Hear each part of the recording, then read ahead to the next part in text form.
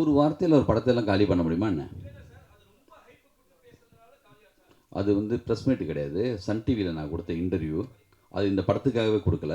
இந்த படம் தொடங்கிறதுக்கு முன்னாடி எந்த கதைன்னே முடிவாகலை. அப்போது ஒரு பேட்டியில் சொன்ன ஒரு வார்த்தை, அதை எடுத்து பயன்படுத்திக்கிட்டாங்க. அதை எடுத்து அவங்க வந்து யூஸ் பண்ணாங்க, அவ்வளோதான். மற்றபடி வந்து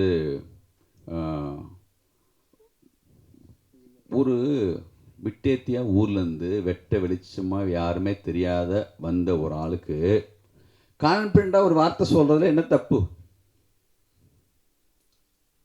உங்கள் பாயிண்ட் ஆஃப் வியூ ஓவர் கான்ஃபிடண்ட்டாக இருக்கலாம், எனக்கு கான்ஃபிடென்ட்டுங்க. நான் சொல்லுவேன், பேசுவேன். சாதாரணமாக சின்னதாக ஒரு பத்திரிக்கையாளனாக இருந்து வந்து இவனுக்கு என்ன முன்னாடியே வந்து ரெட் கார்பெட் ஒடிச்சு வா சினிமாவுக்கு யாரை கூப்பிட்றாங்களா?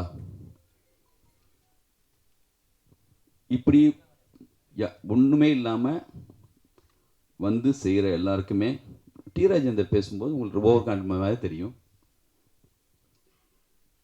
இங்கே எல்லா டைரக்டருக்குமே அப்படி ஒரு அது இல்லாத யாருமே வந்து கிரியேட்டராகவும் டைரக்டராகவும் இருக்கவே முடியாது. ஏன்னா எத்தனை பேர் வர்றாங்க, எவ்வளோ பேர் ஜெயிக்கிறாங்க இங்கே? ஏன் அதுக்கு முன்னாடி ரன்னு ஆனந்தெல்லாம் பண்ணலையா? சண்டைக்கோழி பண்ணலையா? சண்டைக்கோழின்னு சாதாரண ஒரு ஹீரோ வச்சு அவ்வளோ பெரிய கிட்டு கொடுக்கலையா?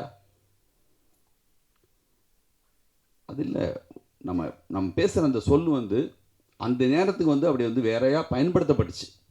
பண்ணவையான்னு தெரியும், பண்ண சொன்னது யாருன்னு தெரியும்.